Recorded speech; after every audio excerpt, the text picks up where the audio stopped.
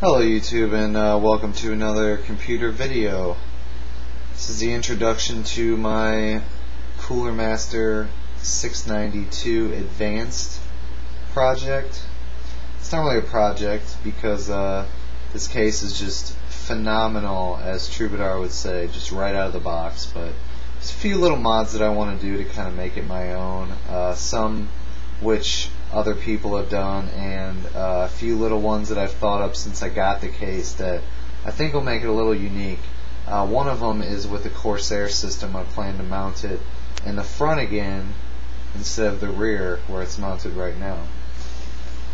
If you look here, I'll go over more with the cooling and everything that I got set up and the cable management in another video when it's more brighter out. It's kind of dark actually right here now. Actually on the side panel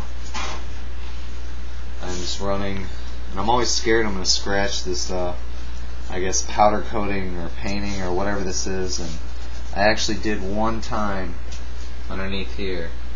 I took one of the panels off, but you can't see it. I basically took the stock 140mm fan here that comes in the top, put that here, and I just did that. But this fan, I had it running on a fan controller, and the NZXT Sentry fan controller over there doesn't like to run some fans at full speed, so we're going to have to run that straight off the 12 volt, which is no problem because this fan's pretty quiet. Other than that, same old hardware. I have the fluid to change out in the Corsair H50. I'm going to do that tomorrow. I'm going to swap out the E4500 back to the E2140, which has been lapped. If you guys remember, in an older video I said that. And this Corsair H50 has been lapped, but the E4500 I'm running underneath it is not lapped, so I think that's kind of why my temperatures might be a little worse. And like I said, I really need to clean this thing out because I didn't clean it out as good as I'd like to last time. Now I got the good fluid, and I'm going to go with a green theme inside of here to go with NVIDIA, since I'm a big NVIDIA fan. So we're going to go with the green inside theme. I'm not sure how I'm going to do it, but that's what we're going to do. I'm also going to take out these bottom bays here, just run 2 hard drives, because I have the hard drive dock up here, so if I ever need to run a benchmark drive or overclocking drive, I'll just plug it in there and unplug these, so I don't have to worry about any type of corruption on the other drives, and we'll be good to go. One thing I have to say: if there's anybody who is thinking about getting a case, and I actually picked this up at Micro Center for $80. Well, $90. It was $89.99 plus tax, which is actually cheaper than Newegg.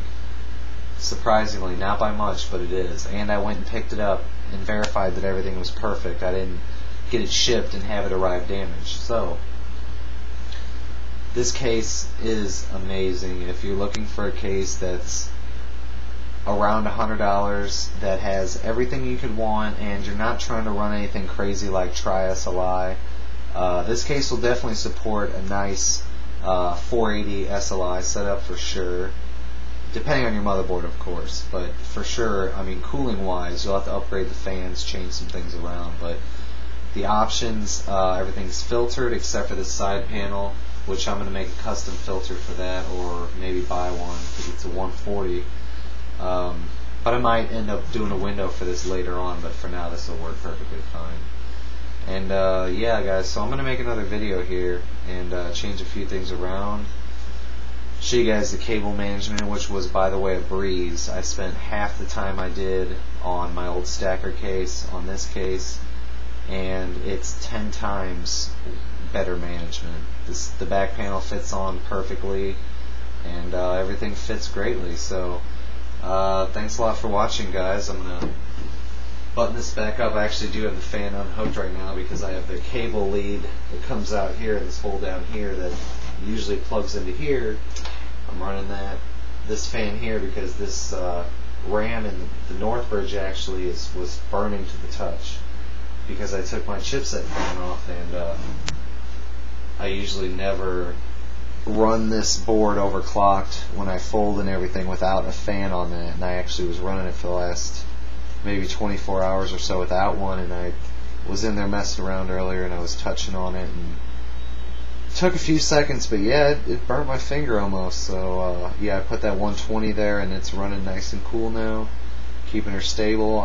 The E4500 is actually running at 2.93 gigahertz right now, and yeah, it's doing good. So I'm going to swap back to 2140, and I'm actually looking for a new CPU to play with, something real cheap. I'm not going to go any further than that, so we'll see what happens. I've been searching eBay just for some cool stuff. I also have some unboxing videos coming soon and some mini reviews of some products, so stay tuned for that. And thanks a lot for watching, guys. A lot more on this. I'll do some how-tos maybe on different things you can do to this case, and just all kinds of stuff. So if you guys are interested in this 692 Advanced, feel free to send me a question or anything, because I'll freely answer it, because this case is just very flexible. I'll say that it has a lot of options and it's very flexible with what you want to run inside. So alright guys, talk to you later.